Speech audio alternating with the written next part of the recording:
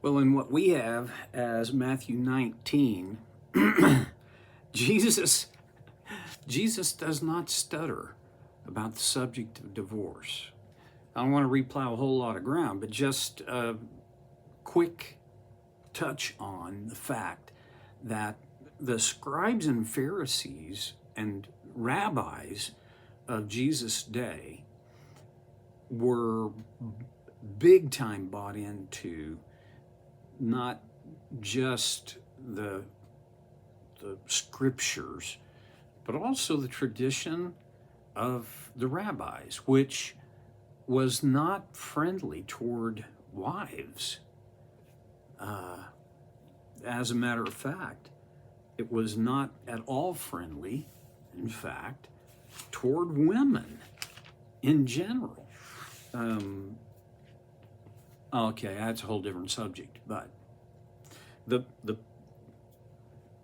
big point Jesus made was God only gave a concession for divorce because of the hardness of people's hearts. And the one condition under which it was permitted was the adultery of one of the spouses. And in the example that the Pharisees brought to Jesus, it was the adultery of the woman. I'm not going to call it straying. Sometimes it happens in that way, but it doesn't change the fact. Okay.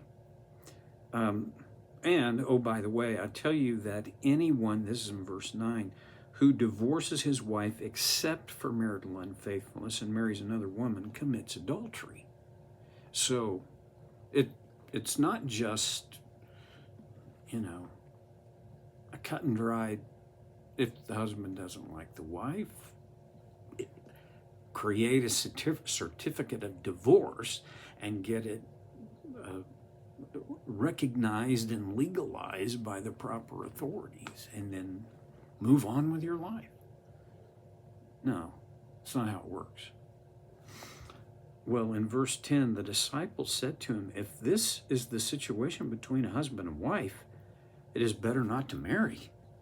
In other words, hey, if there's no escape clause, I don't think I want to get in the agreement.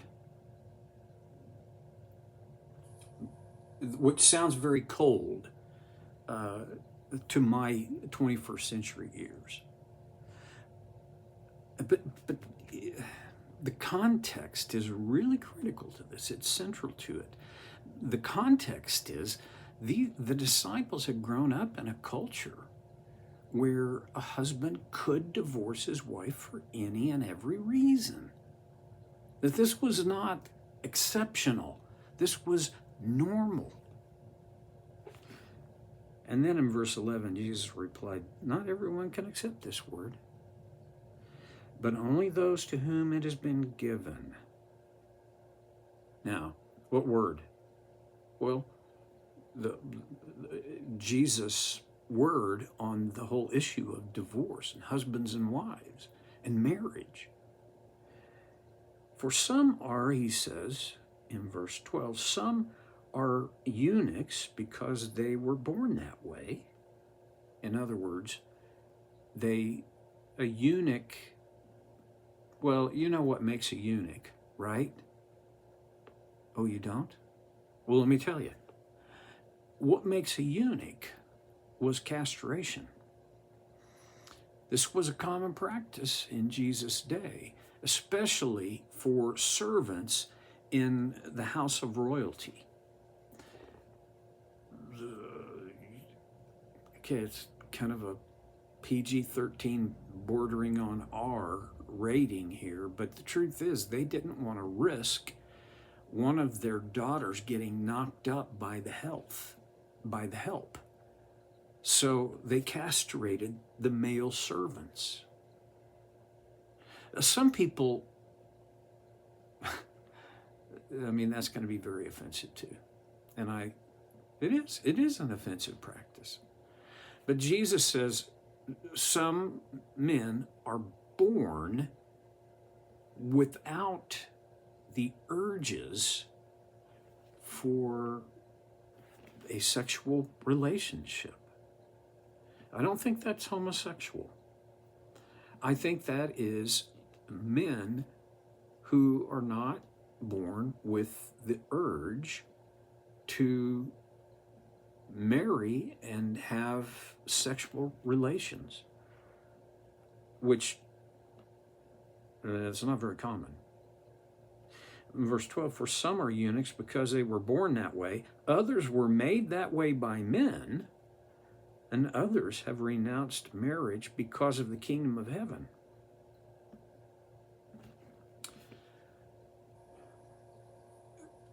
It is possible. I have a friend, a good friend, who I think for the sake of his ministry has never married.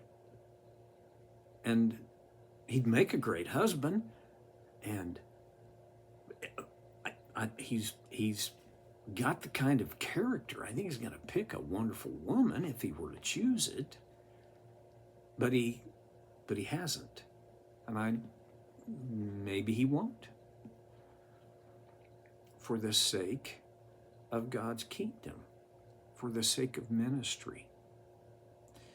Well, and then Jesus finishes with this sentence: the one who can accept this should accept it. Okay, a couple of things. Just first of all, for the man who fits this profile,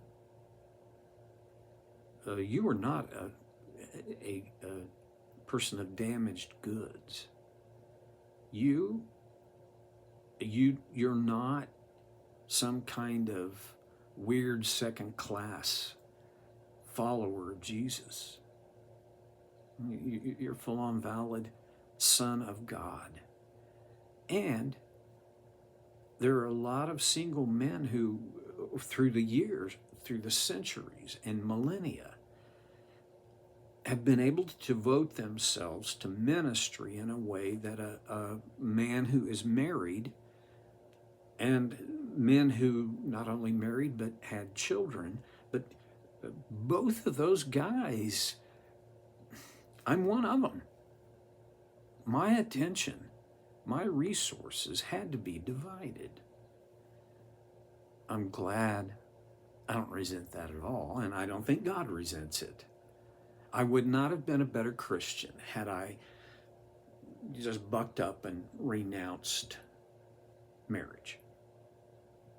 Now, there are some, I think some in the Catholic Church, the Roman Catholic Church, have used this as a pretext or proof text for the idea that a priest should never marry. Okay, I'm not going to dispute that, but I am going to say it is the man who, either by his conscious and intentional choice or by his biology, does not marry, is no less significant, no less a part of God's sonship, no less anything than anybody else. In fact, Jesus said, if you can accept that, you should. I just now saw this, that the next thing Matthew records, well, I have no idea. I don't think there's any way to know on the timeline how much time passed between what we have as Matthew 19:12 and verse 13. I don't know. But it is interesting, to me anyway, that the next thing is about kids. Part of the fruit of God's design for marriage is that children would be produced. Not everybody can do that. I know the sorrow of that. dear ones in my life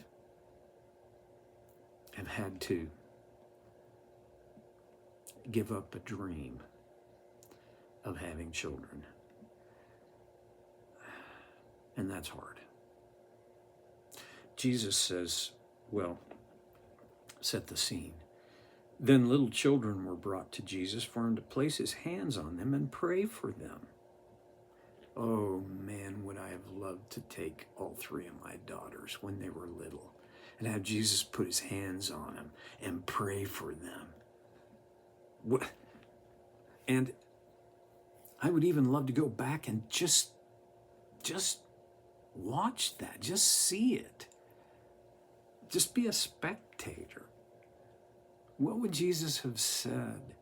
And how would his hands have touched these kids? For me, the touches would have been gentle and personal.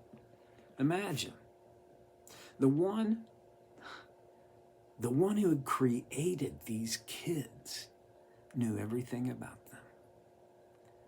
And because of that, he could put his hands on them in such a unique and personal way. And what he would have prayed for these kids would have been absolutely unique.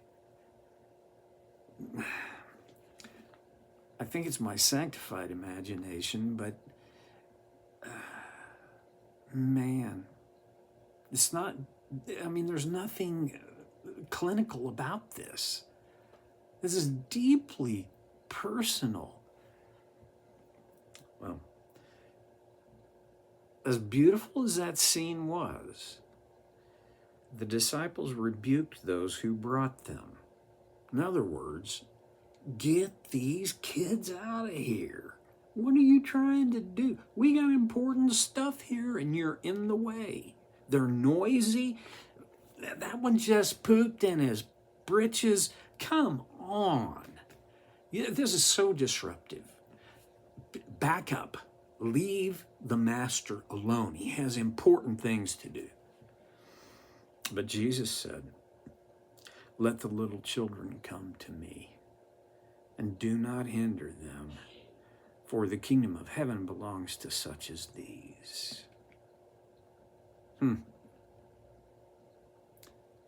This is not the only time Jesus talked about the kingdom of heaven being populated by people with a childlike innocence and faith. I have this impression that when the disciples made the big deal about it, and Jesus said, whoa, hey, no.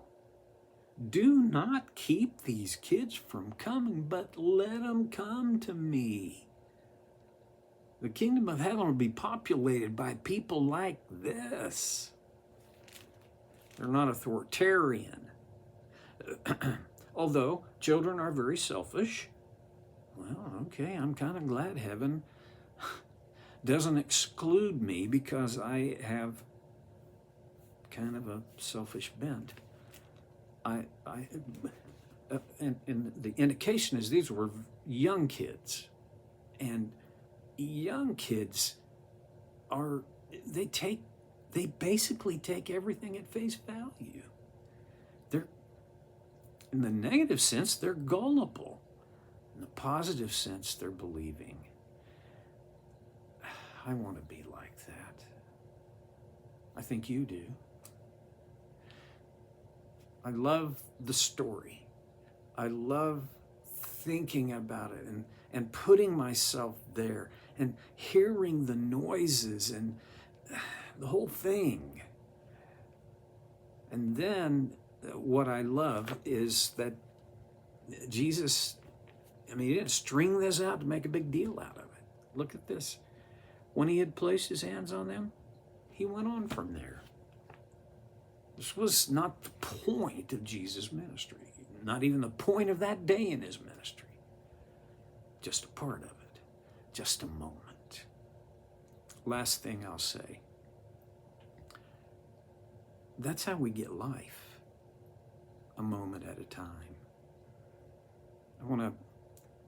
emulate Jesus, and I want to seize the moment, but I'm not very good at it. I get distracted by what was and fearful of what might be.